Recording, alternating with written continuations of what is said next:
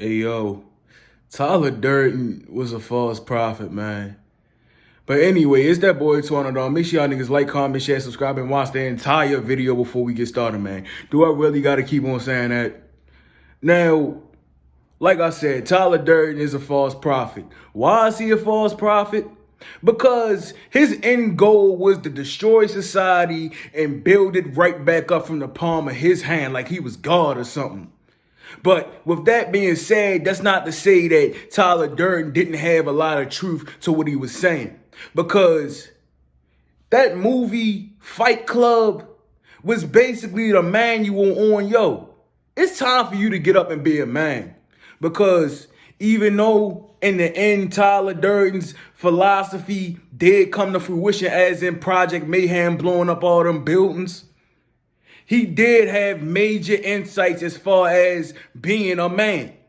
Because he asked the narrator about marriage and having children. And the narrator was like, yo, I can't have a wife and kids. I'm a 30-year-old boy. I overstimulate after going home from my dead and 9 to 5 because it makes me miserable, but it pays me well enough so I can buy all this stuff that I don't need. And what did Tyler Durden say? You work jobs that you hate to buy things that you don't need. Everybody told you that you was going to be a movie star, rich. But are you a movie star? Are you rich? And you pissed off about it, ain't you? Now, what did he say after that? Something that convinced them to follow his plan because he was creating a cult. Because when you create a cult, you're basically saying, I'm going to tell these people the truth. But at the same time, I'm going to sew in the lie, and then I'm going to mix it in with the truth. And then I'm going to feed it to them, and then they going to belong to me. That's what Tyler Durden was doing. Tyler Durden was a smart nigga.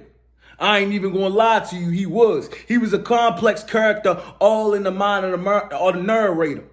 Now, the narrator then dreamt up this perfect man that he done idolized in his head. Why? Because the narrator felt so guilty of being incompetent as a grown man.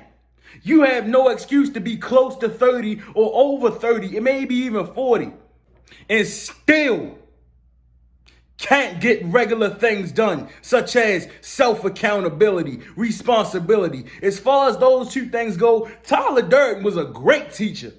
But at the end of the day, man, he was a slaver. He convinced his people that they was nothing more than merely space monkeys. Do that sound like somebody who truly cares about you to you? Come on, man. Cut the crap. Tyler Durden ain't care about nobody except for himself. Not even the nigga that created him. That's why that mindset of, I'm just going to go to work every day. I'm going to follow this man and he's going to guide me in the right direction. That's a virus. That's a virus that might not even be able to be cured within the next 5 years, the next 10 years, the next 15 years. Maybe some people are just so unfortunate. This just gonna happen. This is just how it is for the rest of their life. You know what I'm saying?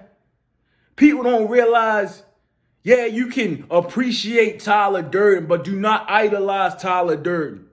Because when you idolize another person, you fail to see the flaws in them. When I watched that movie for the first time, my mind was consumed with the thought of, yo, I really hope I don't turn out like the narrator, because that man is crazy.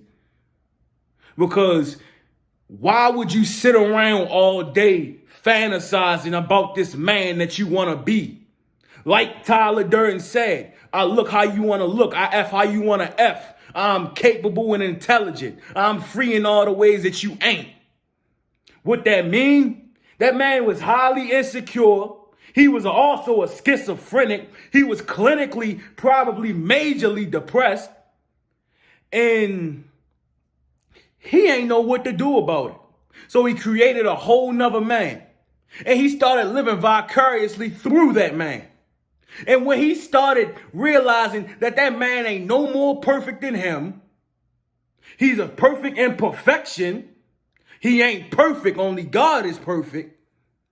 You know, he shoot himself in the face to kill the man that he done dreamt up. Why you think that is?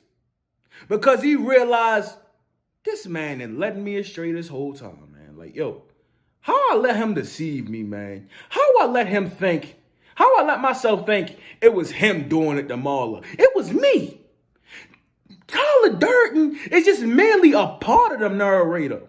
Even though the movie paints it like Tyler Durden is a whole nother person.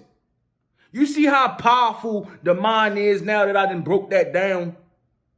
Yo dreamt up a whole nother person and lived through him, like I just said before.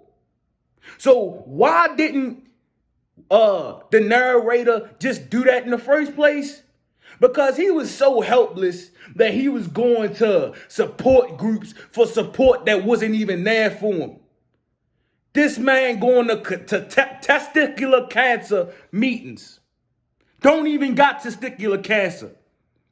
Going to all types of support groups. The best sleep he done got in months because he got insomnia. Ain't nothing real to him. Can't go to sleep no more. And what he do when he see another faker? He lash out on him. He like, yo, who is you? Why is you here? But at the same time, he no more different than the other fakers. You see what I'm saying, yo? So the narrator, what he should have did from the beginning is realize that he was his own problem. Realize that he's the reason why he's in this mess. And then maybe, just maybe, he can start making progress on how to improve his life. Now, it's a movie, and it's a great movie. It's a nearly perfect movie. So, am I going to complain about how everything turned out? No, because I might just watch it on the Fire Stick. I just made myself want to watch Fight Club again, man. It's a great movie. Every man need to watch Fight Club to learn the lessons that you don't have to be living in your head all the time. You really don't. So with that said, Joe, that's it, man. I'm out.